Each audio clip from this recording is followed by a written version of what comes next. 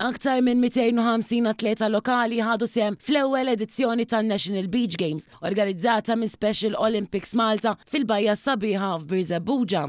Din l-attività ġiet imtella hekk kif Special Olympics Malta qed tiċċelebra l-25 sena anniversarju mit-twaqqif tagħha. Diversi atleti pparteċipaw f'dawn l-attivitajiet sportivi fosthom il-boċċe, beach soccer, basketball, għawm u burdjar. Tkellimna mal-coach taċ-ċikliżmu f'ħdan Special Olympics Malta, Winston Pirotta, li tkellem dwar sfida li kienet qed issir f'din l-attività.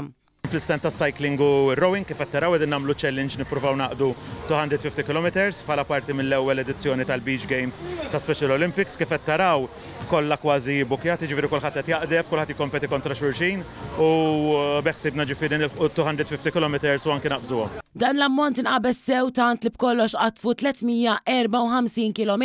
One News tkellem ukoll ma' Anna Kallejja, id-Direttur Nazzjonali ta' Special Olympics Malta, u spjegat kif tul dan l-avveniment l-sports ingħata l-importanza meħtieġa bil-parteċipazzjoni ta' kulħadd. Beach Games huwa mod li tgħaddi messaġġ b'saħħtu biex turi lill-komunità ta' Birzebbuġa u anke dawk li jiġu minn barra Birzebbuġa biex jaraw l-atleti tagħna li jilagħbu flimkien, jowmu, jilagħbu l-boċċe, jieħdu sem fil-basketball, jagħmlu s-cycling u jagħmlu r-rowing, attività fejn ovvjament qed tagħmel dak li huwa element sportiv, kif ukoll dak li huwa element rekreattiv u l-komunità in ġenerali tkun qed ngħaddu messaġġ b'saħħtu ħafna li jisma' dawn l-atleti kapaċi u għandhom ikunu inklużi.